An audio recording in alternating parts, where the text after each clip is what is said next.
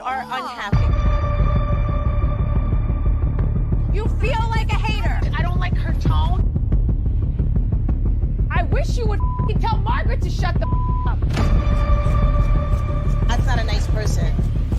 There's no door, asshole.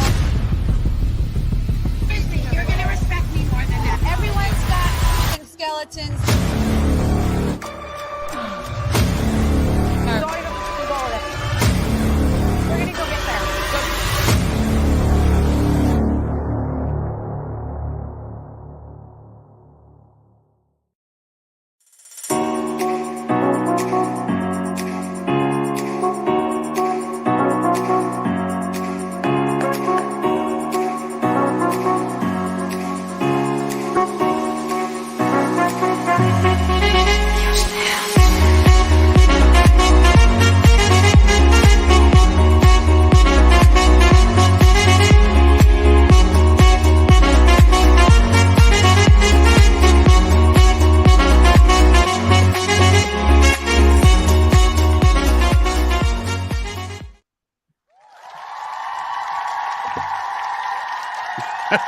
Hey, randomly, Ronnie from New York City. How we doing, Ronnie? You look so cheerful. I don't know what it is. How are you so cheerful all of a sudden? I just took a shower. Oh, gotcha. A shower, just finished the gym. a good afternoon, the gym, a good afternoon nap. These are the things that make you feel better. And also, the Real Housewives of New Jersey finale episode, which we felt like we knew a lot about what was going to happen, but to see it is to live in it. And I was eating my popcorn. Yes, baby. It was explosive. It was everything we were hoping that it was going to be. But first off, welcome back, everybody. I'm Russell Ray. This is my co-host with the most, randomly Ronnie Jr., who I hope spotlights on Jonesy in the morning. Okay, so 94.7 The Block. Jokes and shenanigans, yes. Jonesy in the morning with Jokes and Shenanigans with Miss Jones. She has a new single that's out. Yeah, the single's called Calling All Ladies. Miss Jones started her career in music, and then and it's funny because she's a New Jersey gal, even though she's from Queens originally. And today on the morning show 94.7 The Block, outside of playing the song Calling All Ladies, we did have a quick moment to talk about Real Housewives of Atlanta and a quick moment to talk about Real Housewives of New Jersey, to which I said, did you know that they are putting the production on pause? At least that's what's being said. When it usually starts back up in June. So there's a lot to break down there, but it was pretty cool when you get to mix the radio, which, you know, I'm not with the radio program all day, every day, just very part-time, but I have fun. And that's what we talked about today. So I got to say, Russell, you're going to love this. I got to say across, what is it? Connecticut, New York, and New Jersey. I got to say on the air with Miss Jones, I got to say, Team Gorga all day. So I feel like I have done my due diligence because I have been rocking with them since the beginning of the season. There was supposedly so much that was going to go on, but I don't know that a lot went on. I think Melissa held her own. I'm just saying. I think she held her own as well. But if you're just joining us, I just want to highlight again, this is Real Housewives of New Jersey, season 13, episode 15 with Russell Ray and my co-host, randomly Ronnie Jr. We are breaking down the finale episode before the big wedding, and we're going to let you know everything that happened, highlight all the major moments, and really tell you what we think about what happened this episode, and if we thought it was fair or not.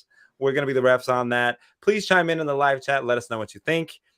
If you're streaming this later, feel free to leave a comment, but make sure you hit subscribe. Make sure you head over to Randomly Ronnie's page. Check out his shorts, his YouTube shorts at Randomly Ronnie Jr. Give him a follow, give him a subscribe, give him comments. Let him know how he's doing, because I will tell you, my boy has over 600 videos on his YouTube space, and he is killing it in the podcast space as well as on the radio. So in the biggest market in the United States, come on, New York City, just killing it with throwback hip-hop, R&B, just all the way, all the above. Randomly Ronnie, I want to hear your initial thoughts on this finale. Let it go. Well, I think you were right the whole time. This was really, in some way, Dolores' season. Sure, we're going to have this big finale, not finale because this was the finale episode, but this finalized moment where Teresa has the wedding. But as truth will be told, um, Real Housewives of New Jersey, the wedding special, will have a ratings dip because nobody, and I mean nobody, wants to watch the Teresa wedding. I think when I saw the trailer or commercial or preview, the only thing interesting in the entire trailer was the like nanosecond that we saw the gorgeous and wonderful Kenya Moore. But outside of that, I was like, oh my God, what a snooze fest. My question to you, do you think they made the right decision? To me, I feel like you go off the momentum that you are showing, which is all of this stuff is going on. Let's get right into the reunion. To hold this off and get people to go to a different page and watch the wedding and then do the reunion, to me, doesn't seem like the right idea. How did you take it?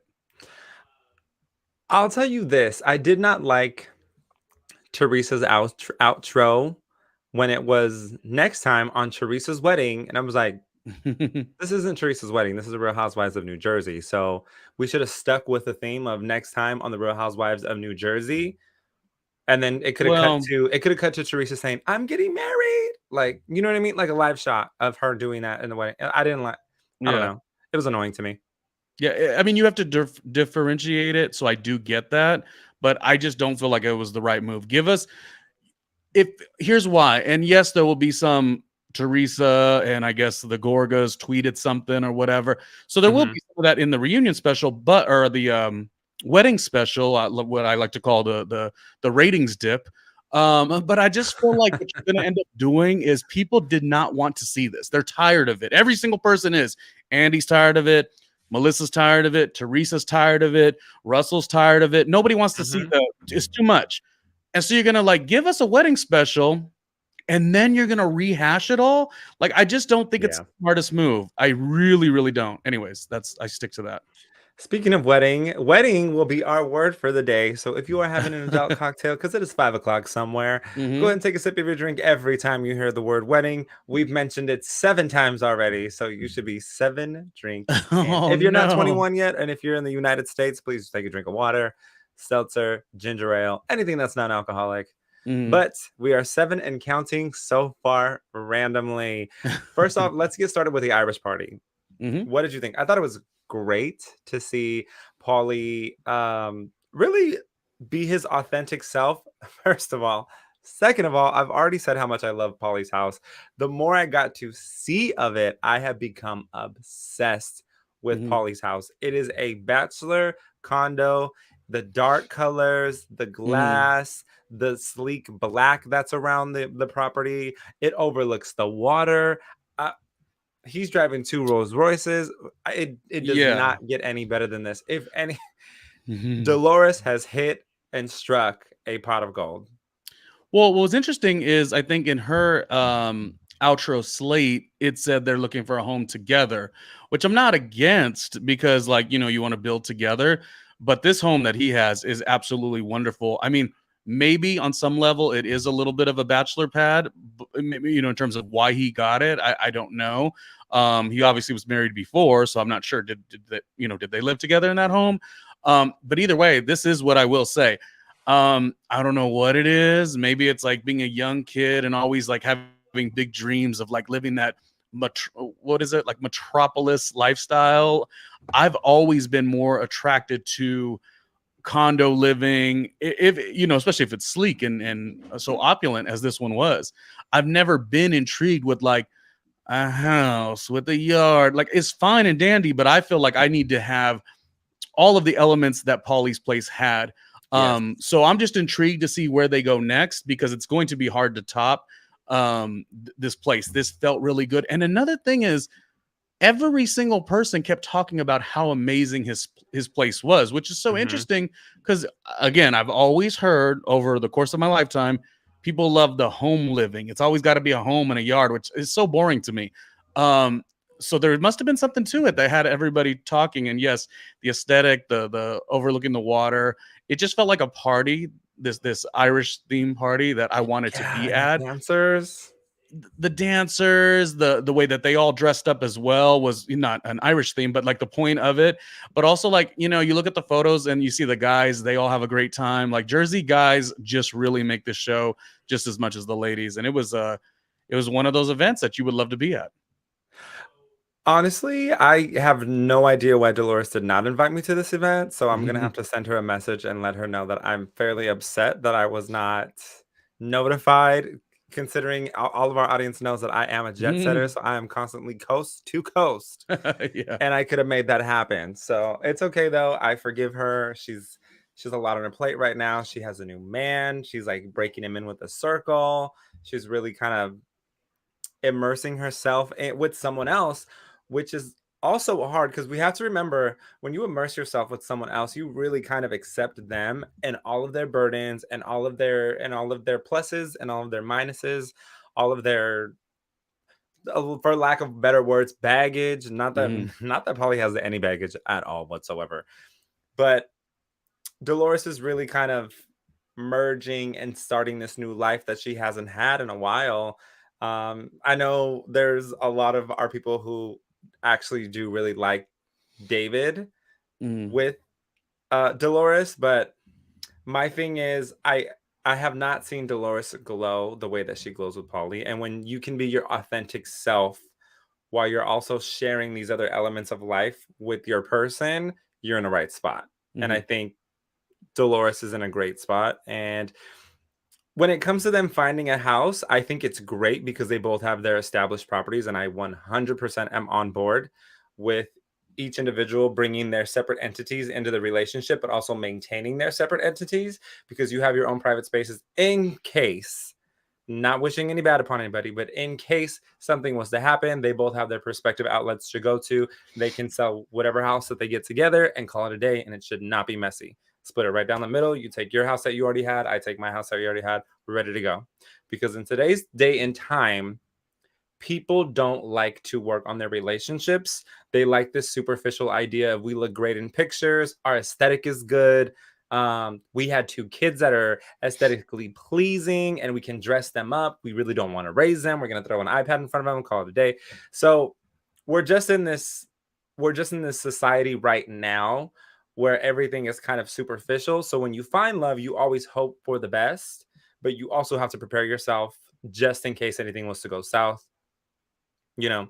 So I digress on that because I do like them as a couple. I really think they're going to go far in life. And I think they found their person at their chapters right now. And I think this will be the last and final on both ends.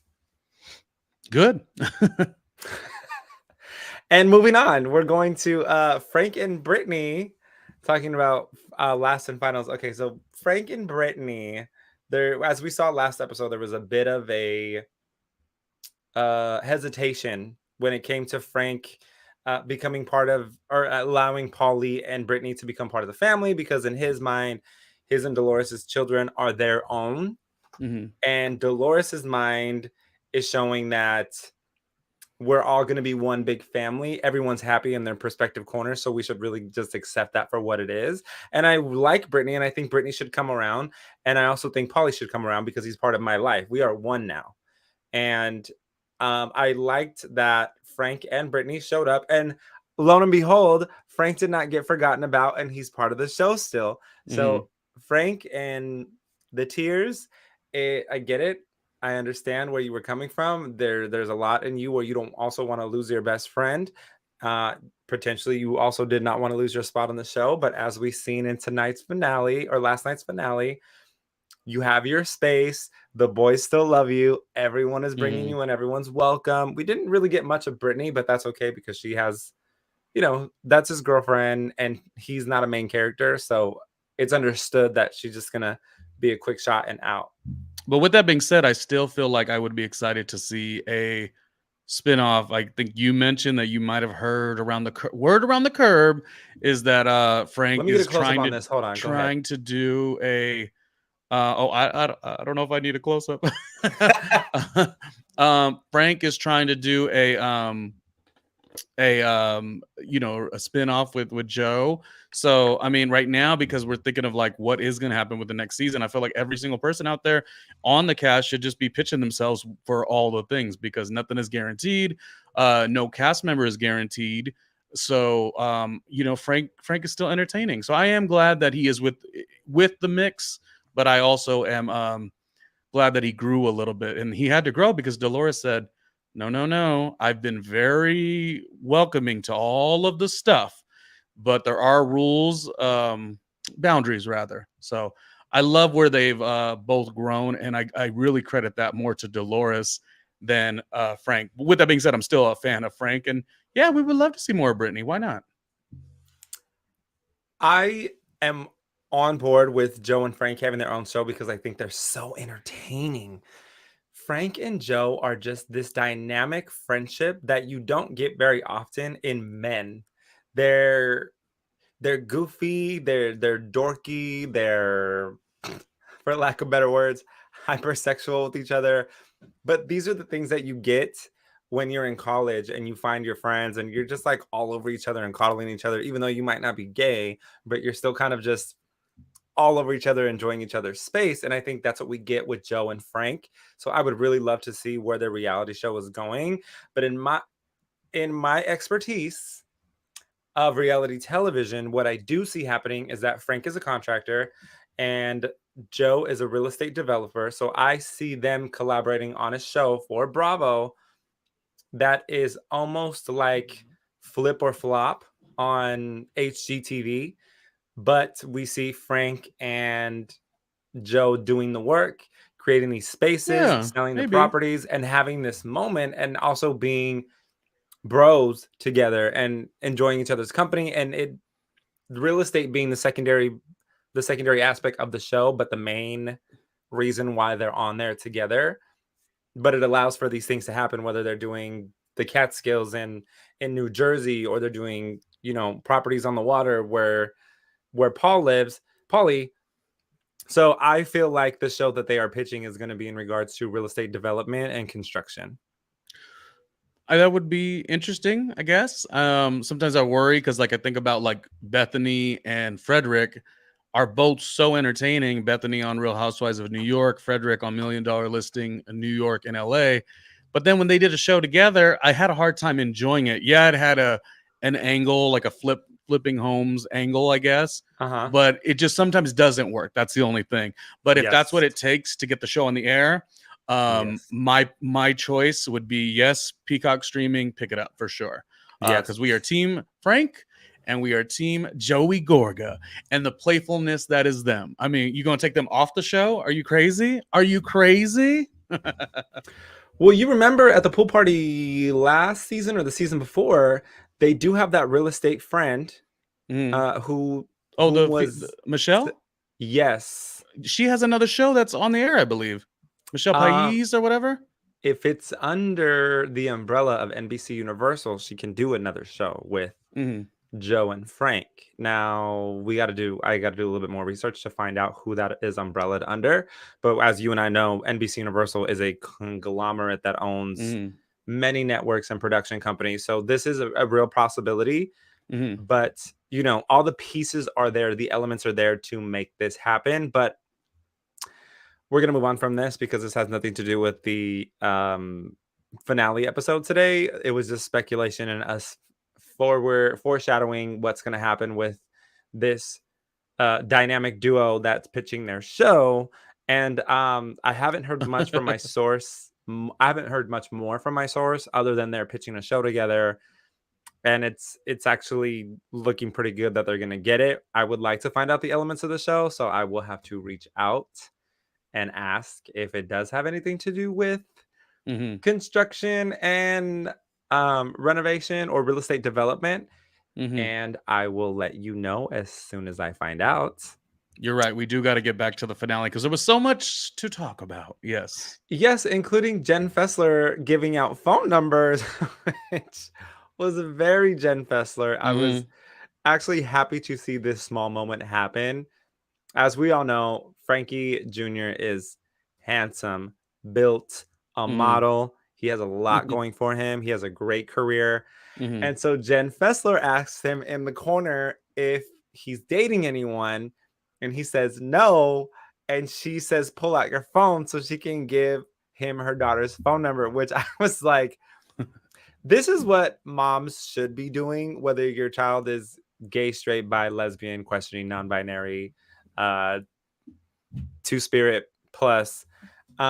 This is what these are what we have parents for. They should be looking for qualities in individuals that they want their children to date, because they want them not only to have a successful relationship, but also to not have to struggle. Because you and I know this, coming from Hispanic backgrounds, that our families always struggle to give us a better life. And so they're always looking for those elements to help us not have to deal with as much burden as they do, or they have. So I really appreciated Jen Fessler having this honest, genuine moment when it came to Frankie. And I also appreciate, and it says a lot about Frankie in the way that he reciprocated and responded to Jen Fessler, because it shows that he's fun. It shows that he's willing to be open-minded and get to know someone that maybe he's never met before, and be set up maybe on a blind date, or just reach out. And you don't know, because you're thinking like, well, his dad was a cheater, pumpkin eater. So you're kind of like, does it run in the family? But little Frankie seems to have a different vibe altogether. And you're right, like kind of in terms of the mother getting involved in it, who in this case would be Jen Fessler. If you see somebody that's, has a lot going on, I don't know. It's a question. Is that considered to be like a superficial thing? I remember, and she doesn't say very many interesting things on Real Housewives of Potomac, but Karen Huger, she one time did say something interesting. She said, what'd she say? She goes, I soon as date a poor man as I would a rich man. I just don't know as many poor men who are as happy as rich men.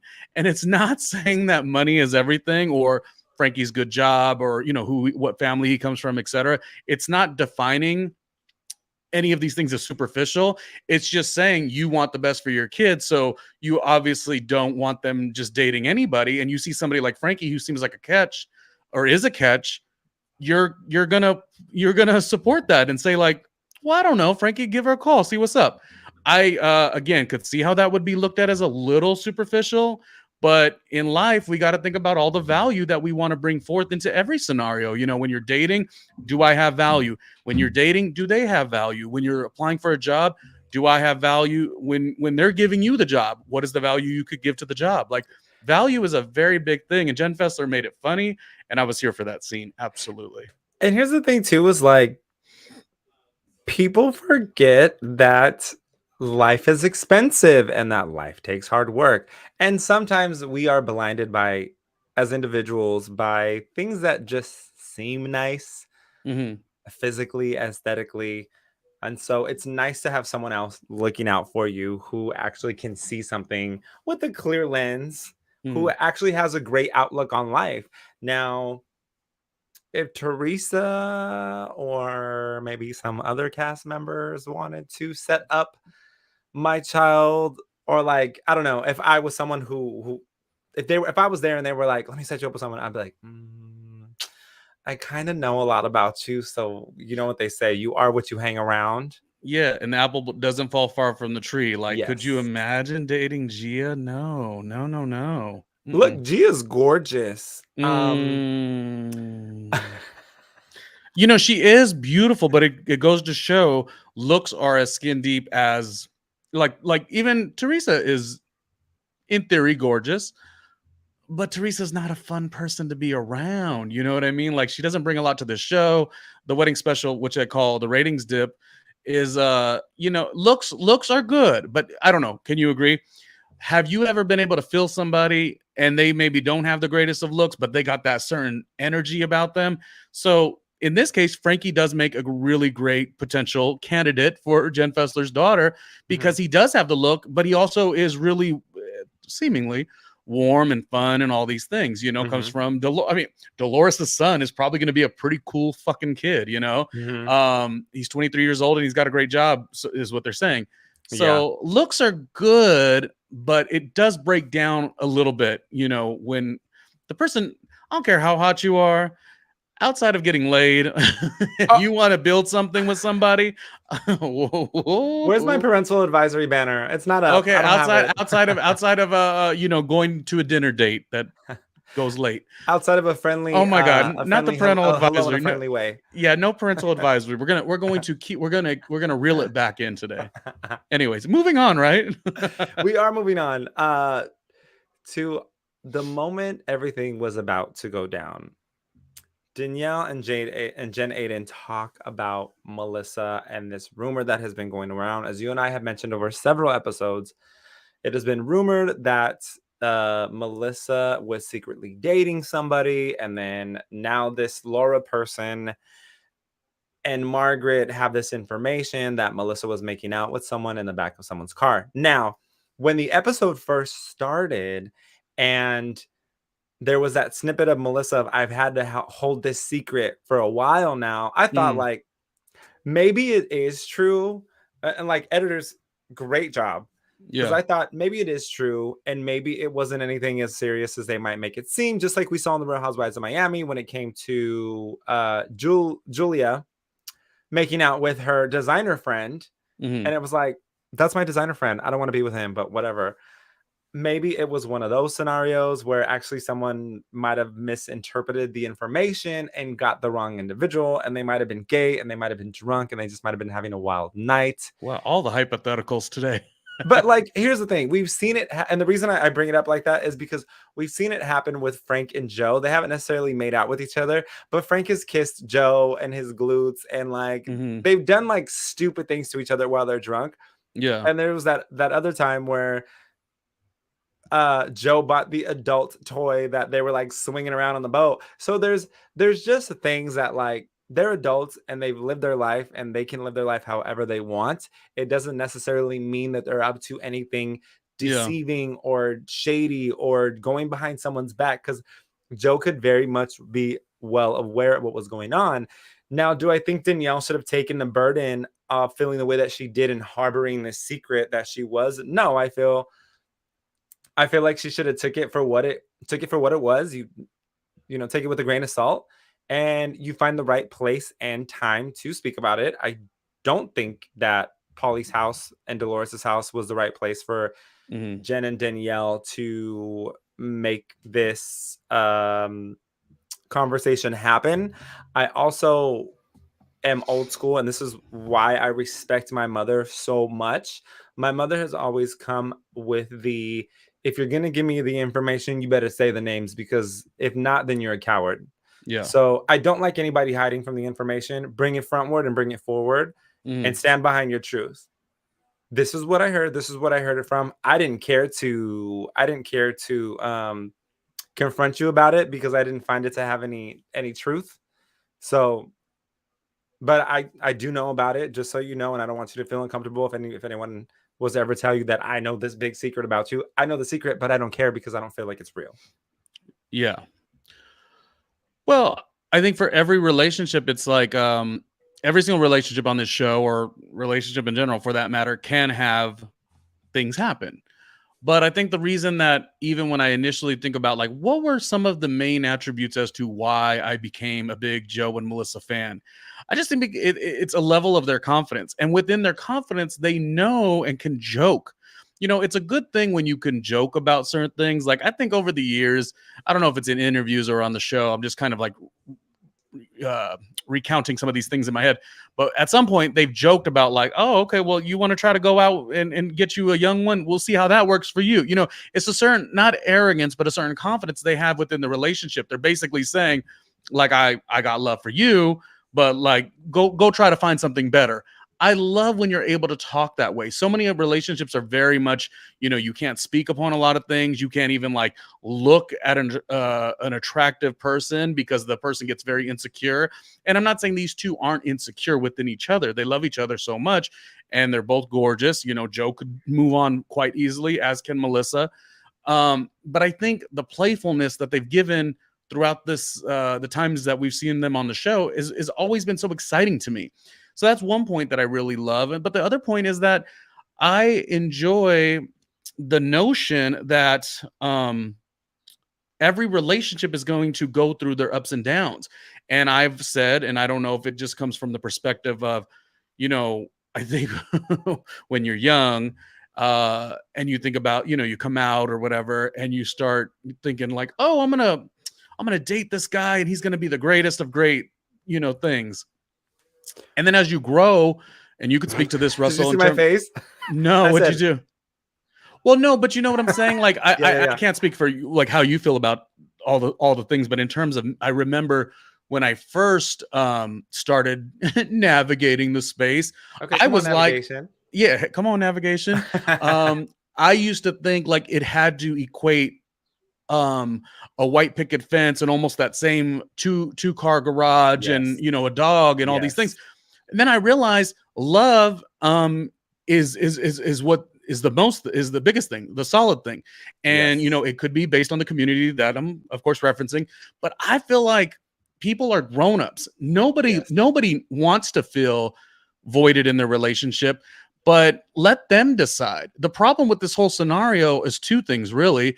It's that it's really just been a lack of ownership between Teresa, Danielle, and Jen, that they care so much about Melissa and Joe. They do not. That's number one. Yes. And number two, their thing is like, oh, well, we're going to show you because this is going to show you that Margaret's talking behind your back and you should not like her. It's like the notion of these not bright girls on this other side, Teresa, Danielle, Not these not bright girls. and Jen, they're trying to like do the things that would affect them in a certain way and trying to project it onto someone else.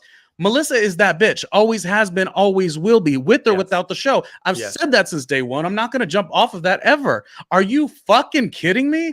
Oh. That she's Melissa. Huh? Melissa is an icon. I said that on the radio today. She's an icon. She is Team Gorga. But I'm just saying, she doesn't come without her struggles. She's a real human being for sure. Yes. But like the notion it would be like if I had somebody that I didn't enjoy, I'm going to try to project something onto them to make them feel a certain way. Yeah. And you hear it a lot too. You hear like Andy Cohen say, I think it was we've mentioned this already, but Andy Cohen say to Jackie, or was it to Melissa? One or the other. I think he asked both of them. Oh, Melissa said this about you, Jackie. Were you mad? Jackie's like, no, that's my girl. Like we're good. Like we're good. Yeah. And they're trying to do that with Margaret. Like, oh, Margaret's holding the secret. First of all, you don't know what came out in just general conversation and things that come out in general conversation. The person who now becomes the enemy of Margaret, which is Laura, but I'm not saying Laura is even an issue in this case. Laura's an issue. I'll say it. Whoa. Okay. I was trying Laura's to be kind the issue. about it. Laura has been the issue. Laura is the issue. Laura, just sit down. Yeah, I'm just saying the biggest problem with this whole thing is the lack of ownership that, Teresa, well, I just like knew about it, but I didn't necessarily, I can't tell people what to do. Oh, come on, Teresa. You cared. You cared. Here's the thing as well. The producer asked Teresa point blank period, did you know that Jennifer was going to tell, whatever? And she said, yes. But I didn't think it was true, but it was none of my business. Okay, you knew that this was moving around. You knew that this was moving around. Your toxicity and not alerting Melissa to start with is an issue. Okay. And the fact that you're going to call your brother, I get it. And that's one thing I will say for Teresa is I understand calling your sibling, but Teresa wasn't even the one who made the phone call. Teresa had the information. Louis is the one that called the sibling. Now, when you have an outside source that's contacting an inside source, then I think the other outside source should be involved. And outside sources, I mean in-laws, Melissa and Louis. If that's the case, then you need to bring them in everyone needs to come in and you need to have a family conversation about how we're going to conquer this. And this is what we've been wanting to see as the audience, is these two come together and be against everybody else. And for a second, we had it. For a second, we had it with Melissa and Teresa. There was a minute where it was them against everyone else, and that's cool. And that worked. There is something to be said about the way that you turn your back on family. And the common denominator between Teresa's issues with the Wakilis and with the Gorgas has been Teresa. So you have to take a look at yourself and say, why does this keep happening to me? Mhm. What am I contributing to this situation? That is what being an adult is about. You have to acknowledge your issues and what you contribute to the situation, and if it's really causing outcomes in which you intend or do not intend. And if they're not the outcomes that you're not intending, then you need to reevaluate and figure out how you're going to address issues moving forward, and how you can support each other and how you can support your family moving forward. But we see it too often with this group that everyone starts to tear each other up. And I get it. It makes for great television. The numbers are great. Everyone's into it. I'm not. I'm not 100% into it. I'm not into it for a number of reasons. You know, they did the reruns of the old season, Mhm. the last season, and it kind of made me like, you know, for all the times that the gal with the forehead, you know, says, "Oh, well, Melissa always wants to be mad at me." You know, it was a little daunting to see that last season.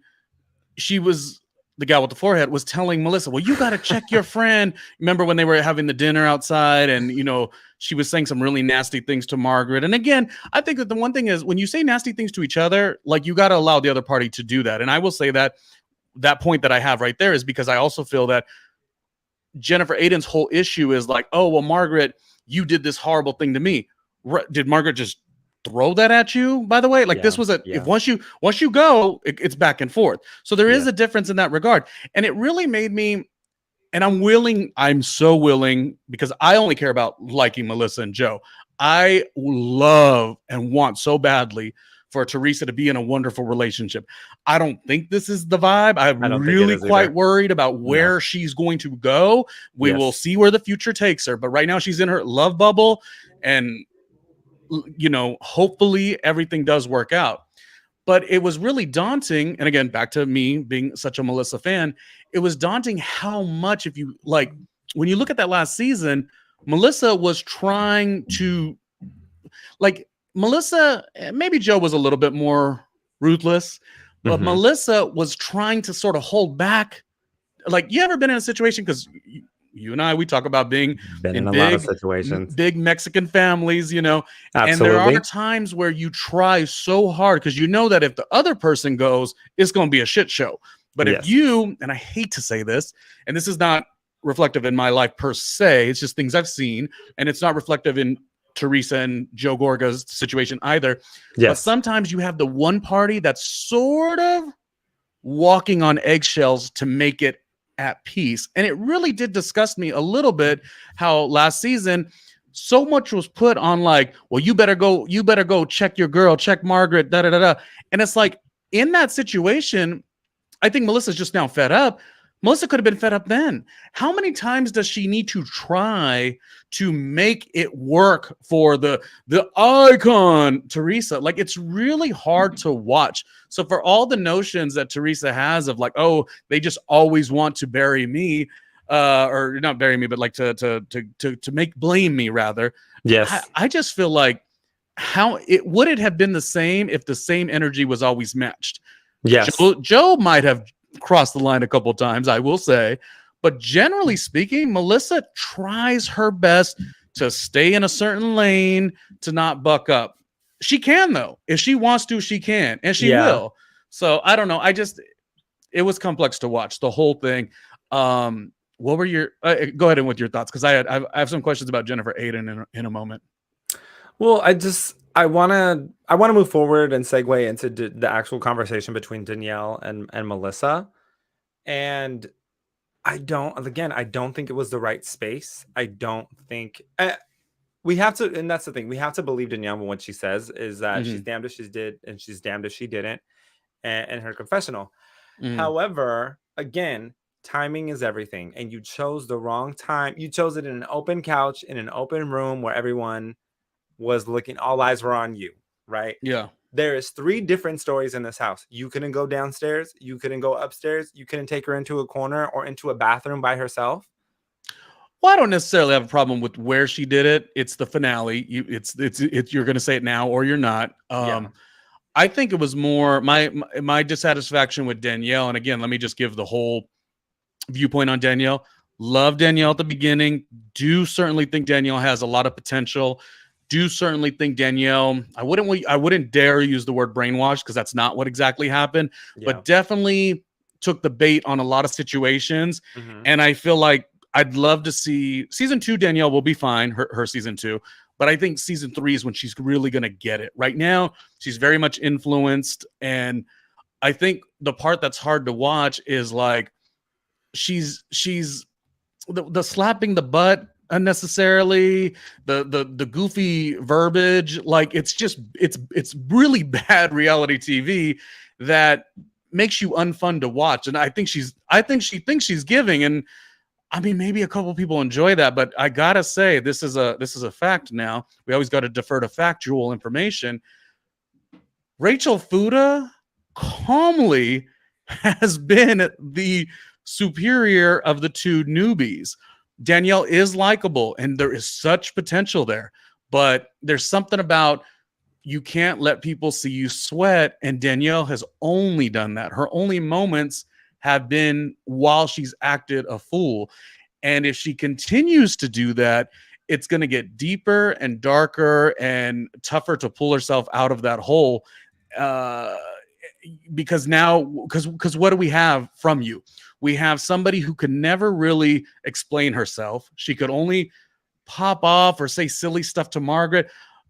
For the most part, Margaret handled it pretty well. You know, I thought it was interesting that Danielle says at the end, she goes, "Oh, don't, I'm just the messenger." But then she also got mad at Margaret for being the messenger to some degree, but then also tried to flip it and say, like, you could see the intention. The intention wasn't, "Oh, Melissa, I really got to just let you know." The intention, as once she exploded a little bit, this is Danielle, the intention was, wait, you're not mad at Margaret? You should be.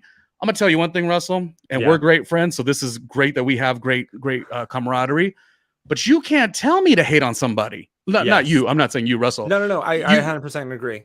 And the fact that that was what the whole intention was, you know, Jen Aiden also pushing that narrative, like, you guys should really be mad at her. She's the one, and she's the one that's loose-lipped.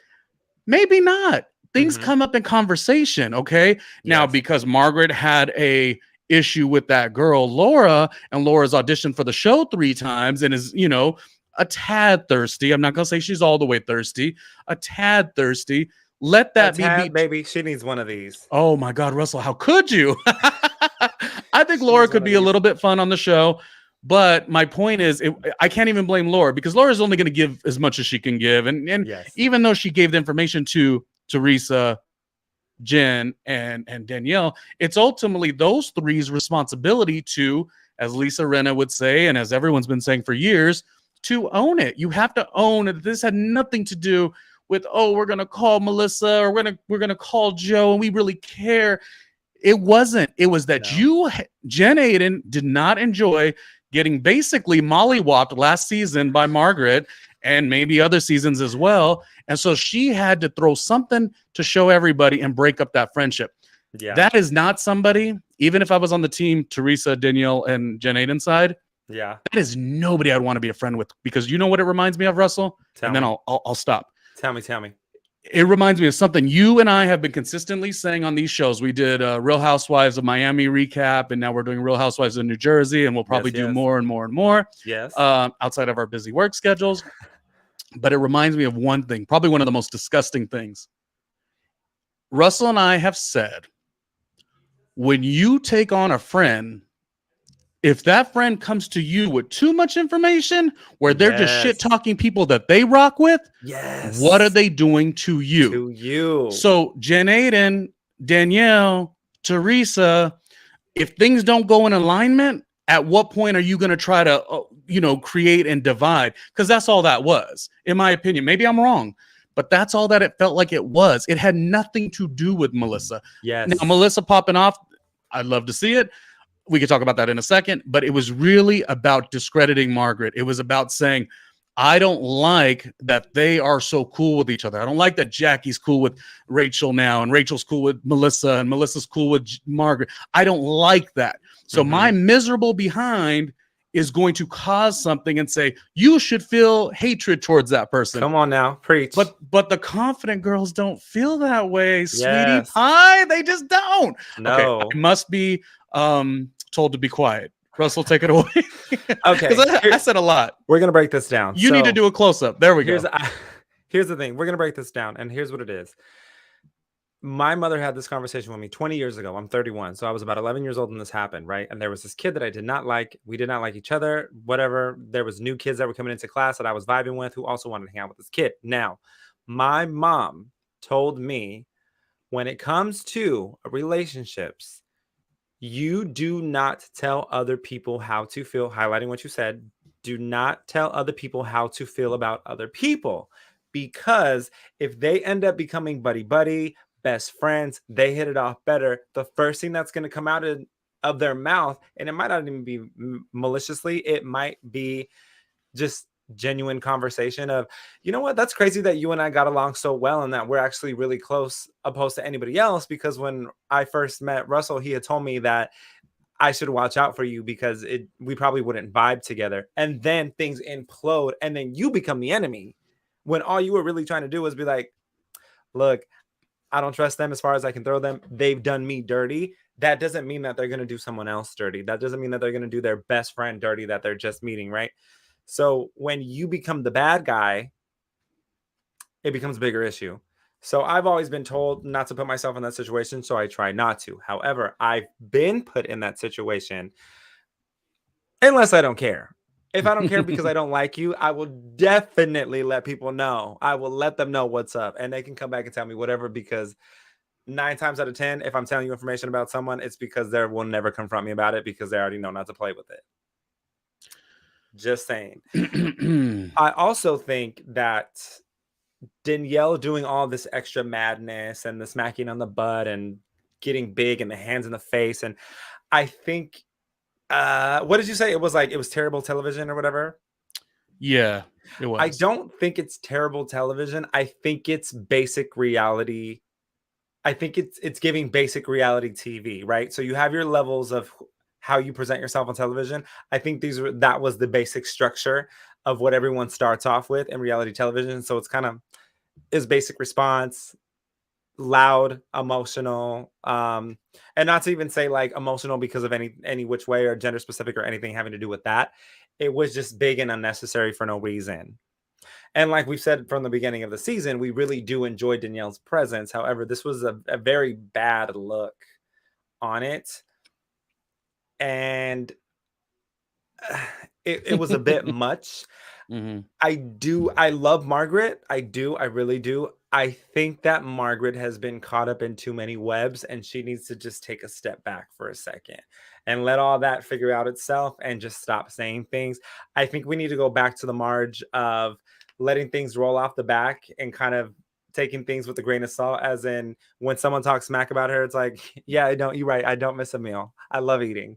Right? Because that's genuine Margaret that we liked. We liked Margaret with the pigtails. We loved it. Right? And the pigtails went away and all of a sudden Margaret started changing. But we also seen that Margaret has gotten a few procedures done, and not to knock that in any way, shape, or form, but it brings a different persona out of you when you start to look certain way that you maybe wanted to look.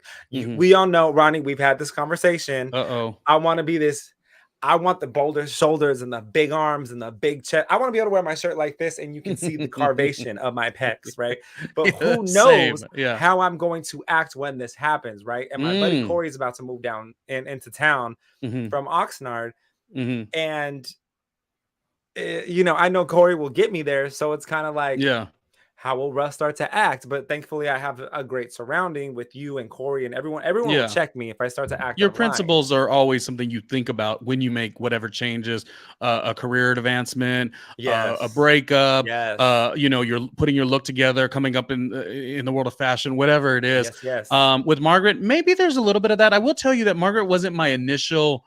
She wasn't an early. I still to this day don't even know that I love her. She's fantastic, but I don't really if you notice, sometimes I almost forget to like mention her, like as far as the ones that I enjoy. Mhm. But she's fine. But you're right, something about that could be different.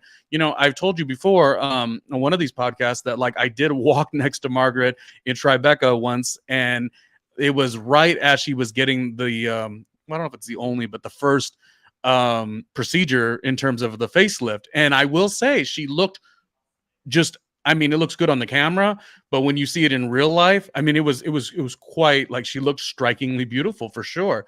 Yeah. Not that she didn't before, but what does that do to your mindset? What does that do when season after season they're paying you more and you're expected to perform? I like that you held Margaret a little bit and took her to task a little bit, because I definitely don't want anyone to watch our show and say, oh, it's just so one-sided.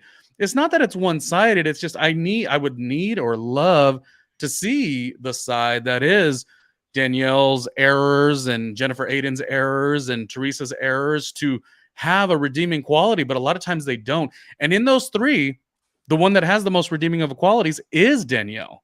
Because Danielle, in my opinion, the part that she messes up on, and she should hire us for media training. I've said that before, 20 years in broadcast. I know what I'm doing. Hold on. Make a pose, because we're both going to have these close-ups for a second, so she knows. There's you. Hire us. Let us know. Okay, back to you, Ronnie Jr. I'm just saying we should do the media training. I think Danielle is a fantastic housewife. So much potential. I think maybe not today, tomorrow, because we're still in it, but watching the season over, chatting with even her mother, I think her mother brings a lot to the table. We love Nate also, and we think she has a little bit of ambition that is kind of nice to see. You know, some people have said like she's a little thirsty. I don't know. It's kind of exciting to see her like, no, I want. But who's not thirsty on their first time on a major television show? Like, she had her one moment with, what was it, Made or True Life, Real Life it was on with MTV. Yeah. That was one moment, right? One moment, one episode. So we get this new sense of confidence. And you and I know this because you've been on regular television consistently. I have my show on the Peacock Television Network, and this is the perfect time for a plug. You better. So you can go ahead and check me out on Peacock Television. Let me get rid of this little banner, so you know where to send your kids while you're watching us or while you're watching. It's a wholesome show. Yeah, with I love it. I think it's a really great concept, and it's competitive because the parents are there. There's you guys, the design experts. Sorry, I cut you off, but take it away.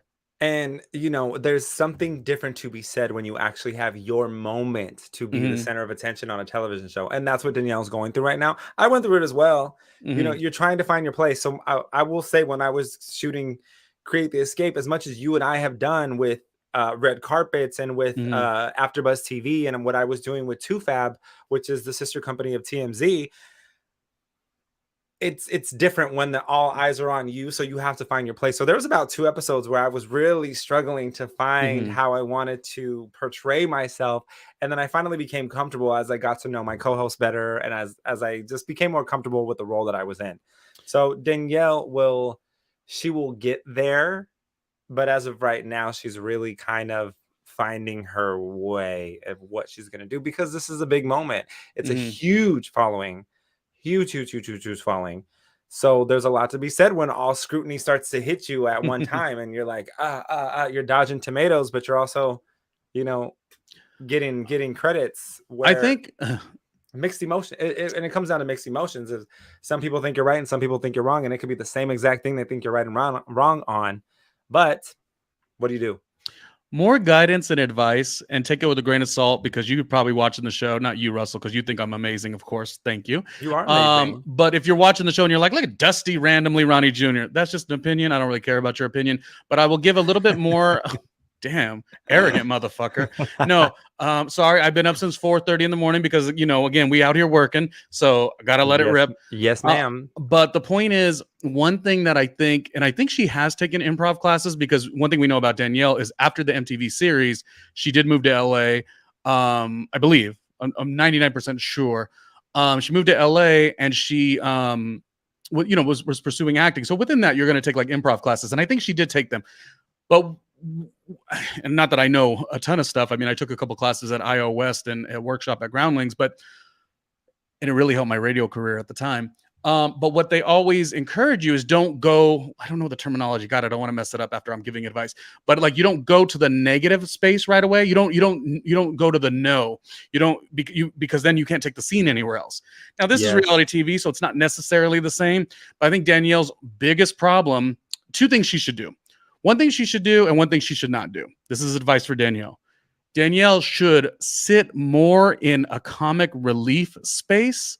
Because her bouginess and her how much she loves on her children and her gorgeous husband, that and doing it at a like a sensational spectacle way, that is Danielle. That is good Danielle. We love that part of Danielle. We do. I mean, we can't get enough of that. Like, I am ready. I'm such a Danielle fan, even though I have some critiques, that I am ready to look back. And I think you mentioned this in the early seasons. Danielle's house is still the more approachable home because she's new to the show, gorgeous, but it's still like on her way. I'm excited about season 3, season 4, Danielle, where like she just has that glow up. So I think more of it's almost like whoever called her out. I think it was Jackie, and I love Jackie. Jackie's so direct. Jackie reminds me of people that I know. Yeah. But how Jackie called her out and said, "Oh, you're like a caricature, or you're like a knockoff Snooki," even though that's like a kind of a funny diss. Danielle, lean into that shit.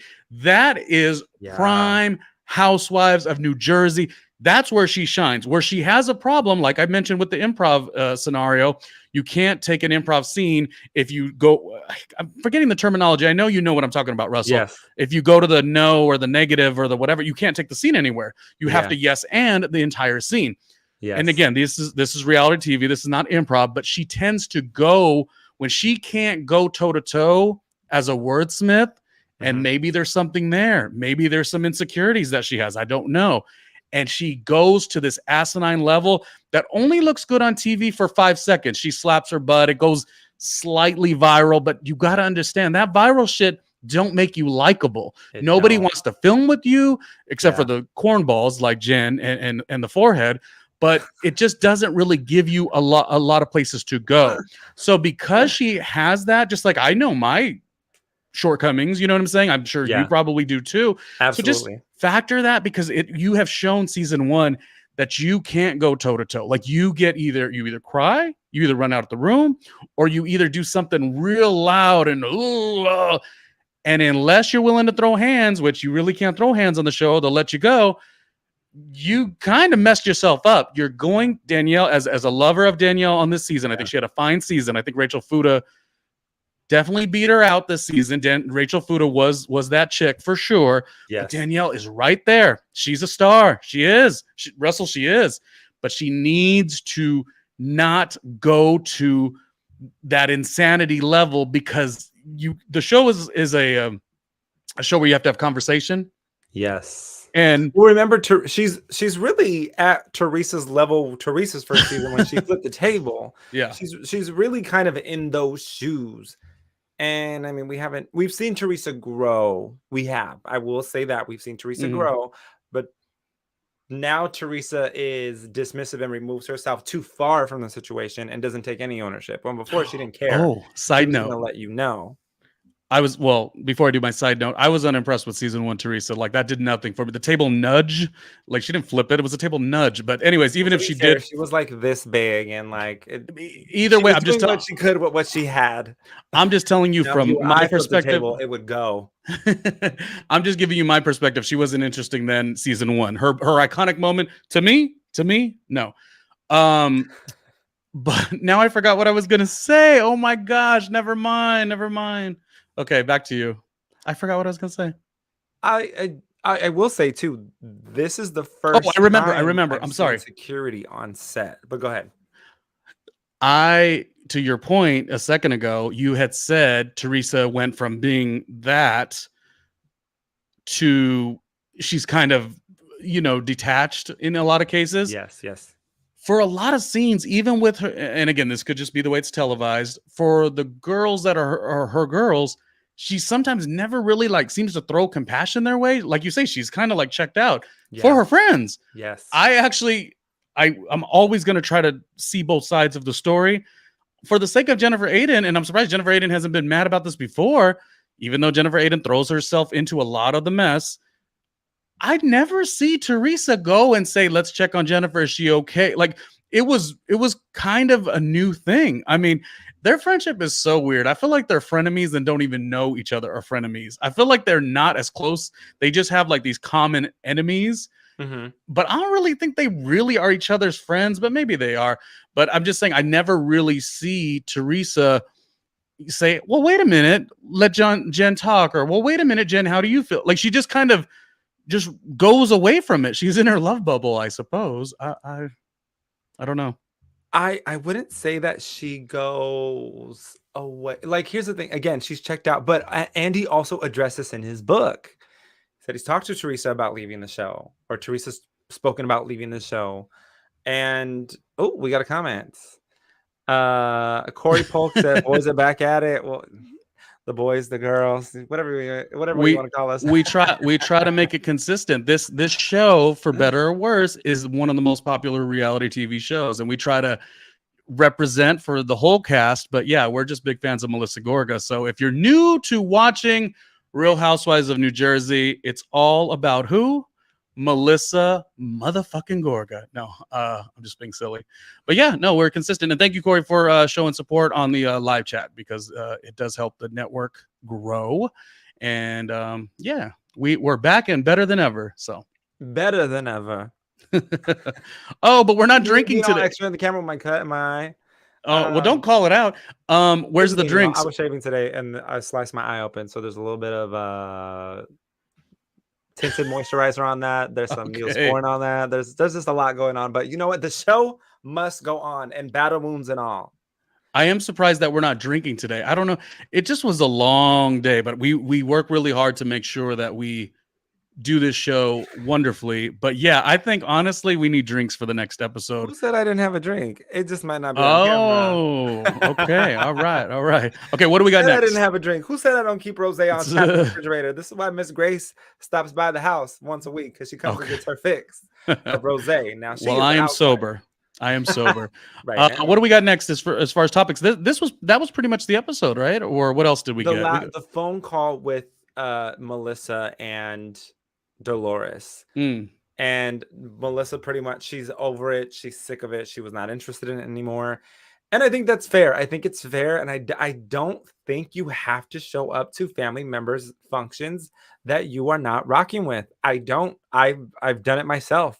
I will not show up to certain things because I know they're not rocking with me. I know they don't rock with me and Shane being together. There's just things that they're not rocking with, which we're fine, because we have our beautiful place here. Like, we're right off the water, which nobody could even come close to stepping to that. Okay. So get on our level just like anybody else. Anyways, but I don't blame Melissa for not wanting to show up to Teresa's wedding. For what reason? You constantly put us in a bad situation, and then it flash forwards to Gia saying, we're done. You are the niece, you are the daughter. This is none of your business. Joe, as we've seen in the flash forward, Joe says that Gia's picked up the phone and called him and said, we think that you can do better. Joe was also in the wrong for mentioning that. Don't mention it. You leave it out. Leave the kids out. This is between you and your sister. I don't care if your niece steps out of line. We know that nieces and nephews step out of line all the time because they're still learning the game of life. So we need to just give them a pass sometimes. Give them a pass, or address it not on camera, right? So there's that. But also, you also need to know as a child that you don't get involved in grown folk situation. And that's what this is. And I think this is going to get real messy real fast. And I don't like it. I mean, Gia's going to support her mother. So is what it is, kind of a thing. But sometimes I wonder, because I guess, they certainly tell a certain story online. I guess she graduated this week or something like that. She did. How does she graduate this? So we do have to give credit where credit is due, because we want to forward. Credit. Yay! We need to forward the minorities that are trying to educate themselves better. Gia, go. No, but I was gonna, and yes, I do agree. Especially that it had the shade, baby. No. Did I not mention I woke up at 4:30 in the morning? I'm sorry, I have like an early shift. Ronnie's here to stay, y'all. No.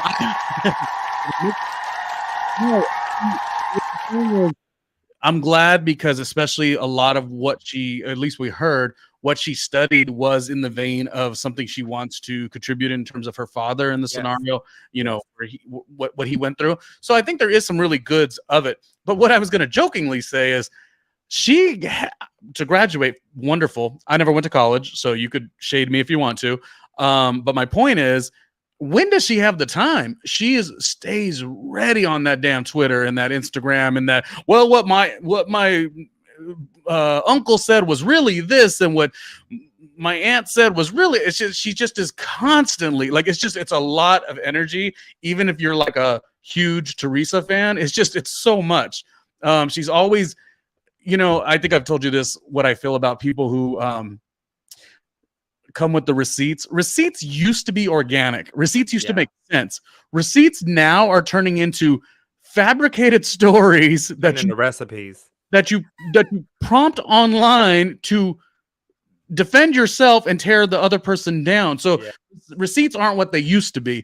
And this Gia, who's never been eventful on the TV show in all the years, she just stays with the receipts. But I'm like, it doesn't really, if you ask my opinion, it's just my opinion. If you like her, yay, wonderful.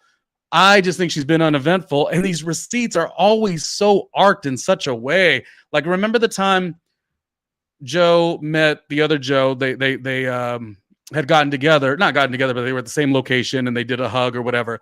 Yeah.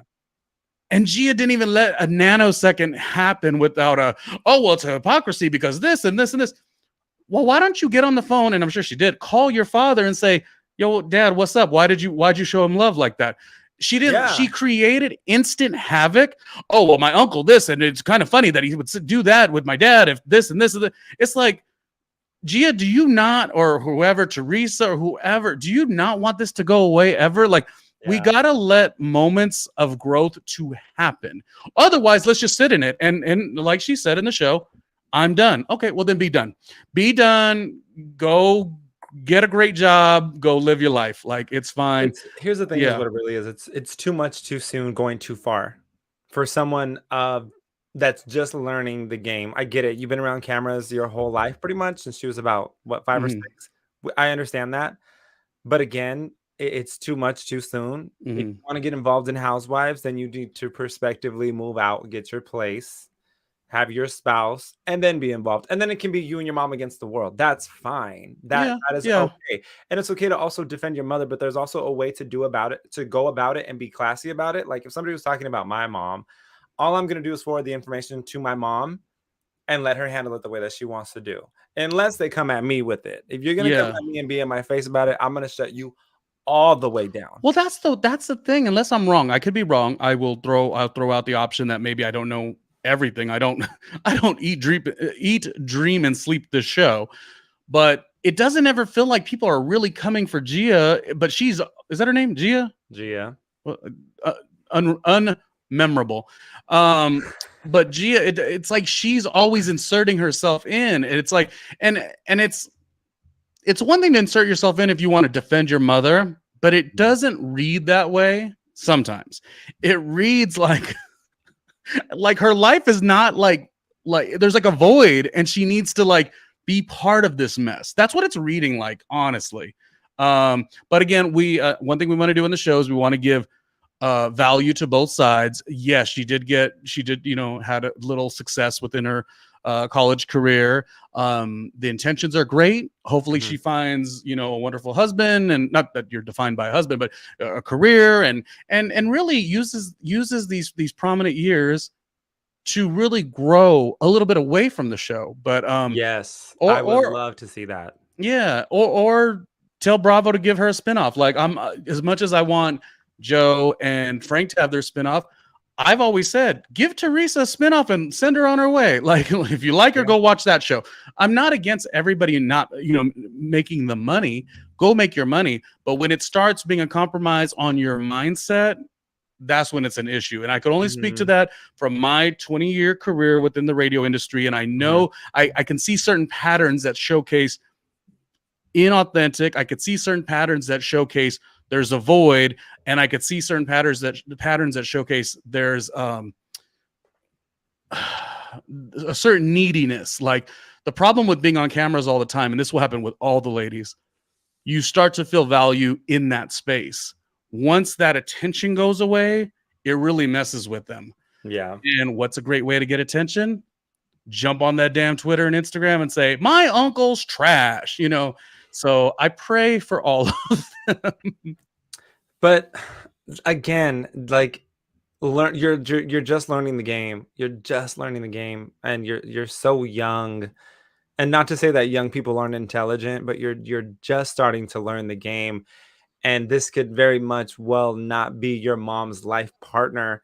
And the one person who would come to your defense would be your uncle. So why would you cut your nose off to spite your face? Why would you do that? Don't do that. You know that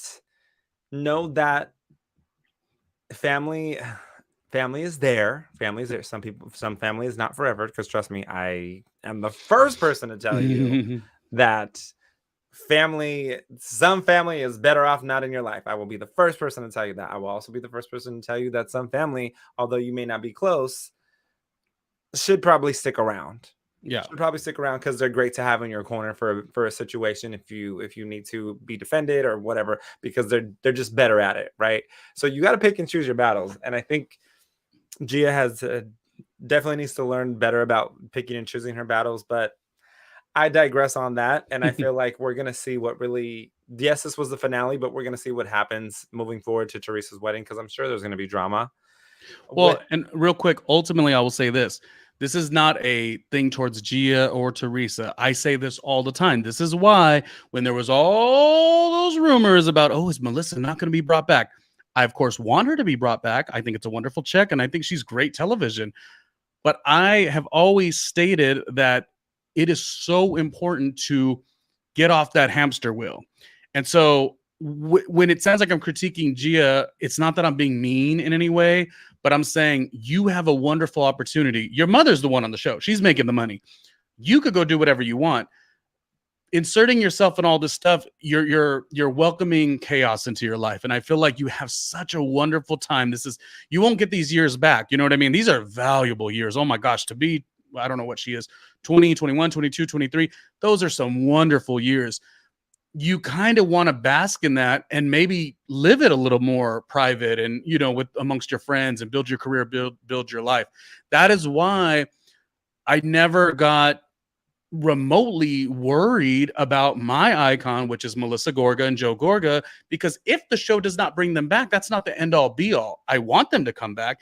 We've seen it on so many other networks. I always say how on VH1, so many of the talent that don't get brought back end up thriving in so many other ways. Like there's so many ways to do this.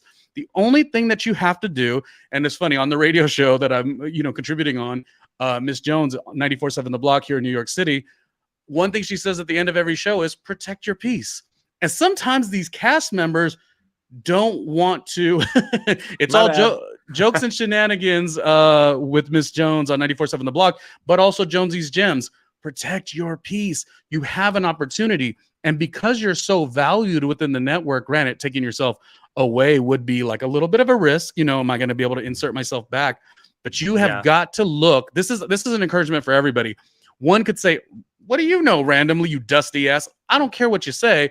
I'm just stating I've done this a long enough period of time that I know the importance of, like, get off that hamster wheel just for a second. Yeah. Get yourself together.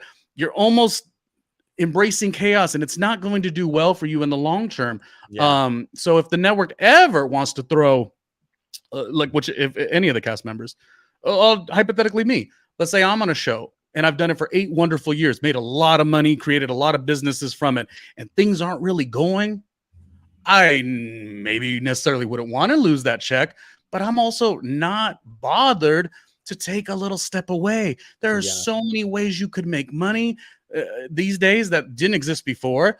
You used to have to rely on television and film and stuff like that. Now you do what you need to do. You create your own product line.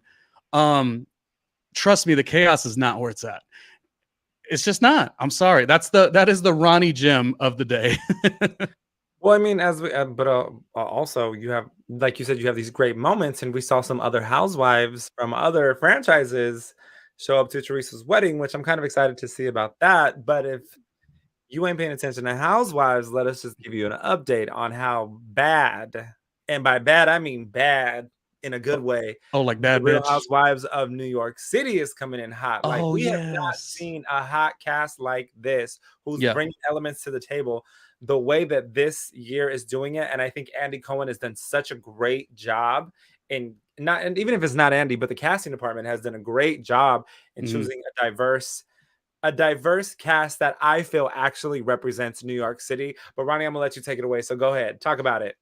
Well, you said a lot there, and that is very valuable information. I unfortunately did not like that Real Housewives of New York ever went on a pause, but I guess maybe going on a pause is some sort of fantastic strategy, long term, because it did have us salivating and waiting for the show to come back.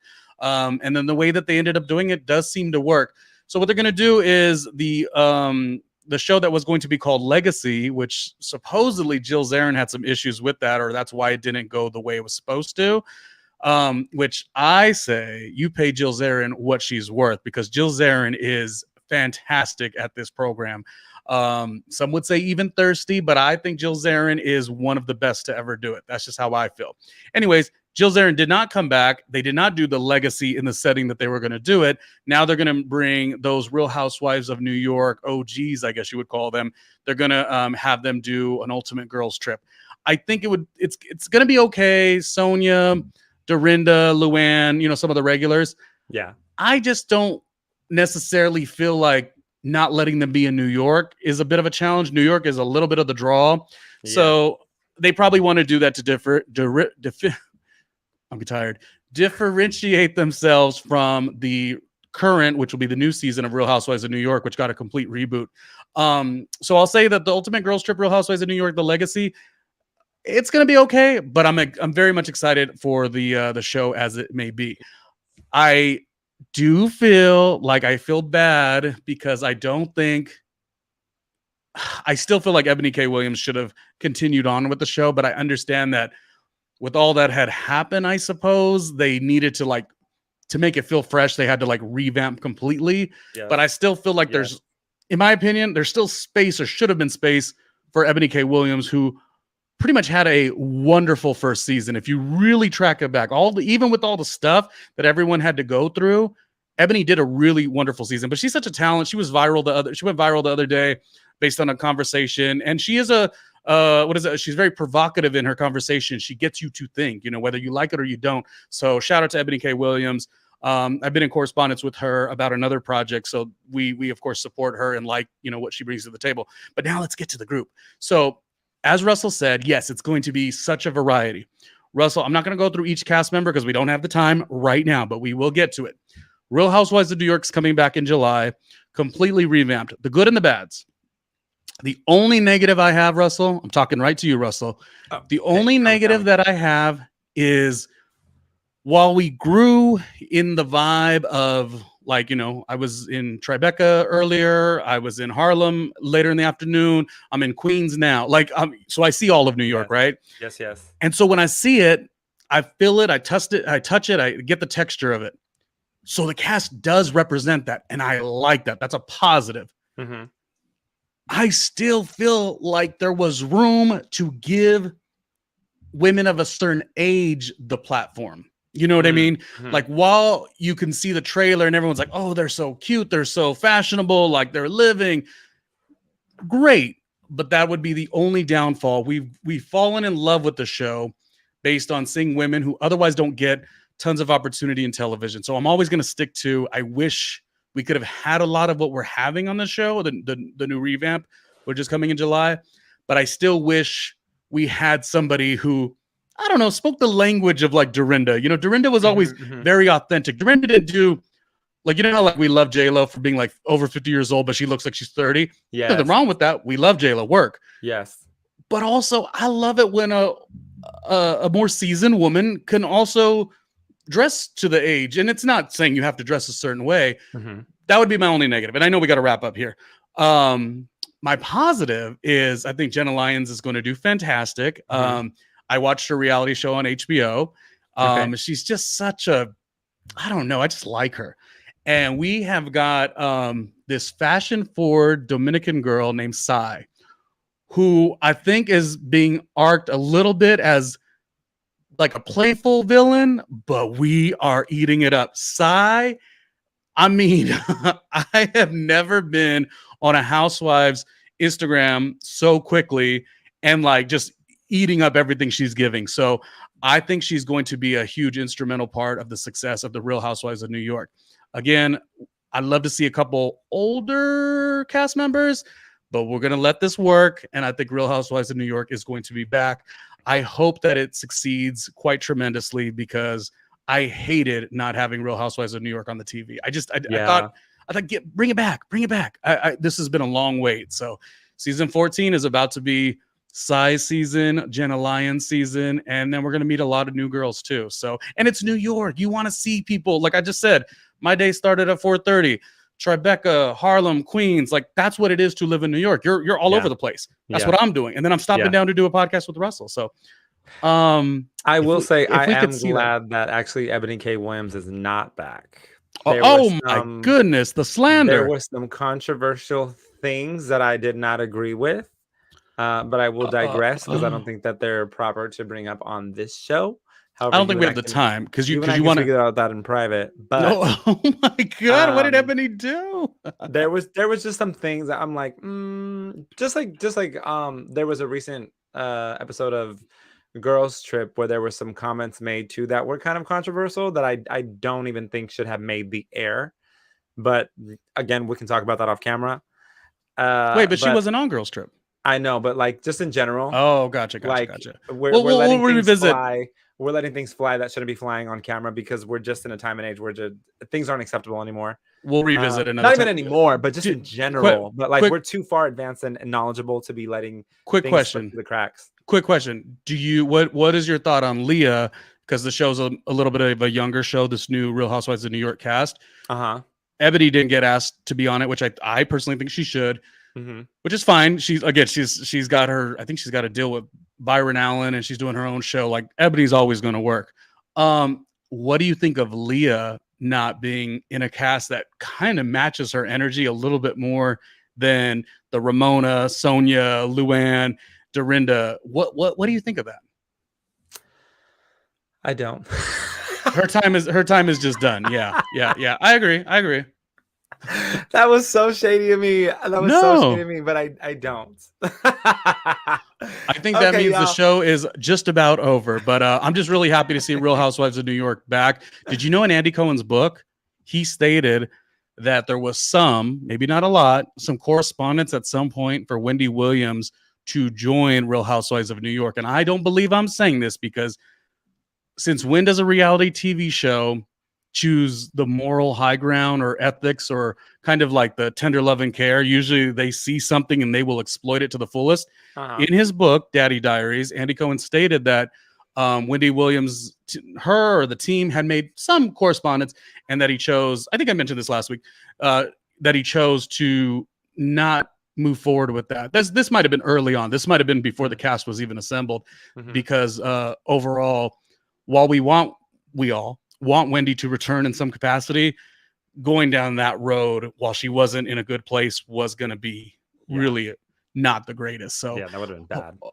So hopefully Wendy can find a home somewhere, but it's not going to be on Real Housewives of New York. So will you be tuning in? Bring her in as a co-host to the Clubhouse.